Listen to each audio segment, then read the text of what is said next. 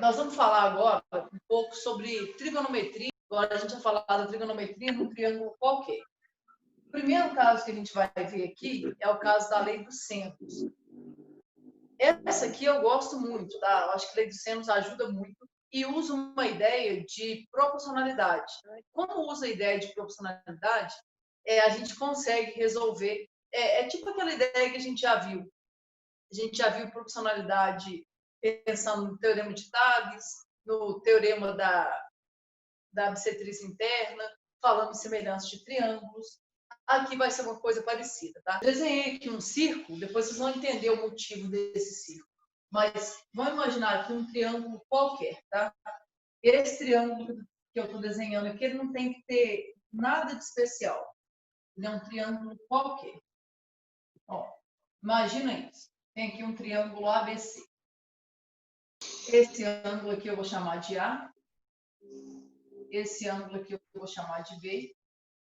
E esse ângulo aqui eu vou chamar de C. O que acontece na lei dos senos? Eu não posso chegar aqui simplesmente e querer usar o seno, cosseno e a tangente do jeito que a gente está acostumado. Por que não? Porque, por exemplo, qual que é a definição de seno? É cateto oposto dividido pela hipotenusa. Para você usar o seno, você teria que ter o cateto oposto e a hipotenusa. E só vai ter isso se o triângulo for retângulo. Aqui não é um triângulo retângulo. Tá, mas como é que nós vamos fazer então? Tem que entender a lógica. Eu vou dar nome aqui para esses lados. Vou chamar esse lado aqui de A, esse lado aqui de B e esse lado de C. O que a lei dos senos fala? A lei dos senos fala que num triângulo, eu vou escrever isso, tá? Num triângulo, cada lado vai ser proporcional ao seno do ângulo oposto a ele. Ou seja, esse lado A aqui, ele não é proporcional ao ângulo, ele é proporcional ao seno do ângulo. Então, A é proporcional ao seno de A. B é proporcional ao seno de B. E C vai ser proporcional ao seno de C. Então, cada lado é proporcional ao seno do ângulo oposto a ele. Toma bastante cuidado, gente, para não confundir, para você não achar que cada lado é proporcional ao ângulo. Não é proporcional ao ângulo, é proporcional ao seno do ângulo. Tá, mas o que significa ser proporcional? Significa que a razão vai ser constante. Como assim? Se eu fizer A dividido pelo seno de A, tem que dar o mesmo resultado que daria se eu fizesse B dividido pelo seno de B.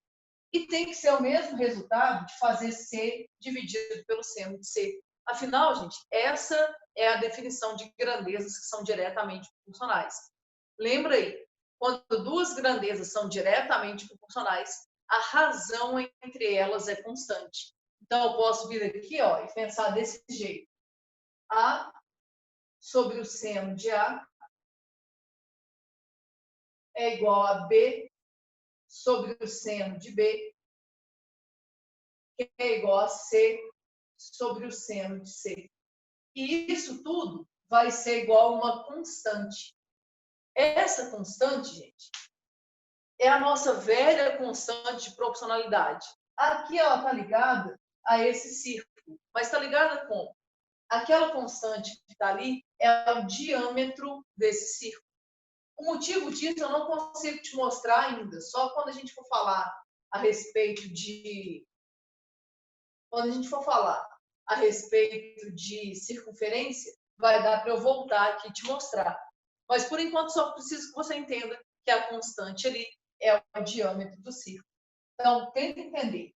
Num triângulo qualquer, cada lado é proporcional ao seno do ângulo oposto. Por que eu acho que você tem que tomar cuidado aqui? Porque muita gente pensa que é proporcional ao ângulo. Aí pensa assim, dobrou o ângulo, vai dobrar o lado. Isso não é verdade. Não é proporcional ao ângulo. É proporcional ao seno do ângulo. Se o seno do ângulo dobra, o lado também vai dobrar. Então, aqui, cada lado, que a lei dos senos fala é isso. Cada lado é proporcional ao seno do ângulo oposto. Então, cada lado é proporcional ao seno do ângulo oposto a ele. A gente vai precisar dessa fórmula? Depende. Como se trata de proporção, eu gosto muito da lei dos senos. Mas, assim, precisar dela a gente não precisa, a gente sempre consegue dar um jeito. É que tem alguns casos que, sabendo a lei dos senos, a nossa tarefa vai ficar um pouquinho mais fácil. Aqui. Peguei aqui um triângulo qualquer, e eu coloquei alguns ângulos e coloquei ali que o lado AB mede 12 raiz de 2. Qual é o meu objetivo? Quero descobrir quanto que vale esse lado AC. Como é que você pode resolver isso aqui? Primeiro passo, você vai olhar aqui, viu que tem um ângulo de 45, já é uma boa. Por mais que você fale assim, Ju, mas o triângulo não é retângulo. Verdade, o triângulo não é retângulo. Mas a gente sabe quanto que vale seno, quanto que vale cosseno e quanto que vale a tangente de 45. Então, já é uma ideia, tá? Aí observa, 45 com 75 vai dar 120. 120 para 180, está faltando quanto? 60 graus. Então, aqui tem um ângulo de 60 graus. Meu objetivo é descobrir quanto que vale esse lado. Se você quiser fazer isso usando a lei dos senos, vai ser bem fácil. O que a lei dos senos fala? Posso chamar esse lado aqui de x. A lei dos senos fala assim, esse lado é proporcional ao seno desse ângulo. Esse lado é proporcional ao seno desse ângulo. E aí eu posso montar a partir daí. Como é que ficaria? Ficaria algo desse jeito, usando a lei dos senos. Ficaria assim. X está para o seno de 45, assim como 12 raiz de 2 está para o seno de 60. Então, tá aí, a proporção. O que muita gente faz? Muita gente já substitui o valor do seno de 45 aqui e o valor do seno de 60. Se você quiser fazer assim, pode fazer. Eu não faria desse jeito, porque seno de 45 é uma fração. Seno de 60 também é uma fração. Então, eu não faria desse jeito. Eu ia multiplicar cruzado. Ia ficar algo assim, x vezes o seno de 60 vai ser igual a 12 raiz de 2 vezes o seno de 45 graus. Agora, eu substituo. Qual que é a desvantagem? Você vai ter que saber quanto que vale seno de 60 e seno de 45. Ou montar aquela tabela, ou pegar um triângulo especial e calcular, mas não vai ter como fugir, você vai ter que saber isso. Me ajuda aí, quanto que vale seno de 60? Seno de 60 é raiz de 3 sobre 2. E isso vai ser igual a 12 raiz de 2 vezes o seno de 45. Você lembra aí quanto que vale seno de 45? É raiz de 2 sobre 2. Para começar, gente, aquele 2 ali, ele vai desaparecer. Como assim? Aqui é um termo só, aqui é um termo só. São duas frações que têm o mesmo denominador. Pode jogar ele fora. O que vai virar isso aqui? Está com esse problema aqui para resolver. X raiz de 3 é igual a 24. Como é que eu resolvo isso? Eu penso, no x, se não tem raiz de 3 aqui, é porque no x tem que ter um raiz de 3. Raiz de 3 vezes raiz de 3 vai dar 3. 3 vezes quem para dar 24? 3 vezes 8. Então, o que vai ser o x? 8 raiz de 3. Ah, Ju, não entendi assim. Se você não entender assim, o que você vai ter que fazer? Você vai ter que resolver. Como é que você resolve? X vai ser igual a 24 sobre raiz de 3. A gente não costuma deixar a raiz aqui. Você vem aqui e racionaliza. Multiplica em cima e embaixo o raiz de 3. O que vai dar o x, hein? X vai ser 24 raiz de 3 sobre raiz de 3 vezes raiz de 3 dá 3. 24 dividido por 3 vai dar 8. Então, quem que é o x? 8 raiz de 3. Eu prefiro, obviamente, naquela primeira maneira lá de pensar na equação. Como é que eu faço isso aqui? Imagine, como eu falei para vocês, até que a lei dos senos, eu não tenho muitas restrições em relação a ela, não. Por que eu não tenho restrições em relação à lei do centro? Porque é só proporção. E aí não é uma fórmula que você tem que decorar. Se você entender o que a lei dos senos fala, você não precisa decorar fórmula nenhuma. Você vai pensar, o lado é proporcional ao seno do ângulo. Se você fizer o lado dividido pelo seno do ângulo, tem que dar uma constante. Mas como é então que a gente faz para resolver isso? A estratégia é bem simples. A ideia é a gente traçar uma altura aqui. De preferência, uma altura interna, né? Aqui, nesse caso, com certeza, as três alturas são internas. Mas, sei lá, poderia ter um ângulo obtuso ali.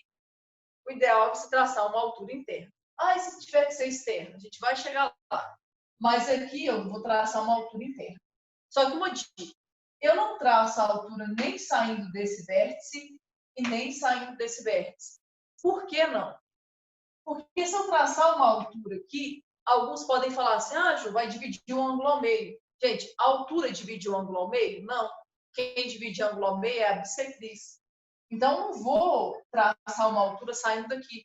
Por um simples motivo, eu não sei como é que vai ficar o ângulo, eu não vou correr o risco de estragar um dos poucos ângulos bons que eu tenho. Pode ser que traçando até fique bom, pode ser, mas eu não pensaria nem nesse ângulo, nem nesse. Eu ia traçar uma altura aqui, ó, saindo do vértice A. Por quê? Porque é o único ângulo que eu não sei seno, cosseno e tangente dele. Até dá para descobrir, mas dá um certo trabalho fazer isso. Traça essa altura. Por quê? Repara bem o que vai acontecer. Se eu traço essa altura ali, ó, eu divido automaticamente meu triângulo em dois triângulos retângulos. Sempre que você traça uma altura interna, você divide o seu triângulo em dois triângulos retângulos. Só que são dois triângulos retângulos bons, ó. 45, 90. Quem vai ser esse ângulo aqui? 45. Tudo é 75. Se esse aqui é 45, quem que vai ser esse? Olha como é que fica bom. 45, 45, 90. 30, 60 e 90. De um lado, eu tenho um triângulo 30, 60 e 90. Do outro, eu tenho um triângulo retângulo isósceles. Então, a nossa tarefa agora vai ficar um pouquinho mais fácil. Lembra, o nosso objetivo é descobrir quanto que vale o AC. Como é que eu vou fazer isso? Eu vou começar por esse. Alguém pode falar assim, Ju, não podia começar por esse aqui, não? Pode também, se você quiser. Mas como aqui eu já tenho um valor, eu acho que eu começaria por esse. Dá uma olhada, ó. Esse cateto aqui tem que ser igual a esse cateto de cá. Não sei quanto que vale nenhum dos dois. Eu posso dar um nome. Por exemplo, posso chamar esse cateto aqui de... Se você quiser facilitar e começar dando os nomes por aqui, também pode. Vou fazer de duas formas, tá? Vou chamar esse cateto aqui de Y, por enquanto. Dá uma olhada. Aqui é Y, aqui é Y. Não sei se você se lembra, mas quando você tem um triângulo retângulo com catetos Y, o que vai ser a hipotenusa?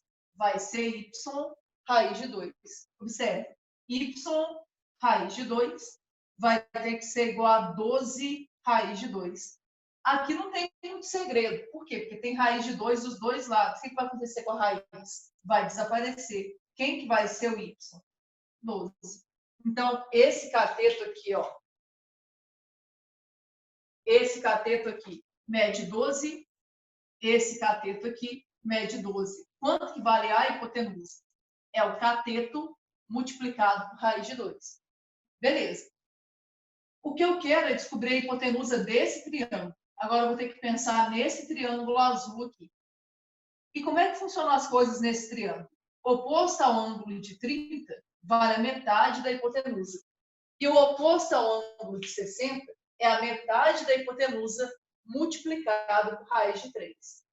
Chega aqui, as pessoas em geral têm dúvida. Falam assim, Ju, mas tem alguma coisa errada, porque o oposto ao ângulo de 60 não tem raiz de 3. Gente, não tem raiz de 3 aqui, porque com certeza tem raiz de 3 aqui. Ah, como é que eu faço? Eu gosto de dar nomes. Eu falo assim, ó, eu chamo essa hipotenusa de 2A. Quem vai ser o cateto oposto ao ângulo de 30? Vai ser A. E quem que vai ser o cateto oposto ao ângulo de 60? A raiz de 3. Aí, de novo, cai naquele mesmo problema. A raiz de 3 vai ter que ser igual a 12. Aí você fala assim, tá, mas como é que eu vou resolver isso agora? Mesmo jeito. Não tem raiz de 3 desse lado, então com certeza tem um raiz de 3 no ar. Raiz de 3 vezes raiz de 3 dá 3. 3 vezes quem para dar 12? 3 vezes 4. Então, o que vai ser o nosso A? Nosso A vai ser 4 raiz de 3. Alguém pode chegar aqui e falar assim, Ju, mas deu diferente do outro. É porque a gente não terminou ainda. A questão não está te perguntando quanto que vale o A. A questão está te perguntando quanto que vale o segmento AC. Quem é o segmento AC? É 2? Então, o que vai ser o segmento AC? Vai ser 2 vezes 4 raiz de 3. Então, AC igual a 8 raiz de 3.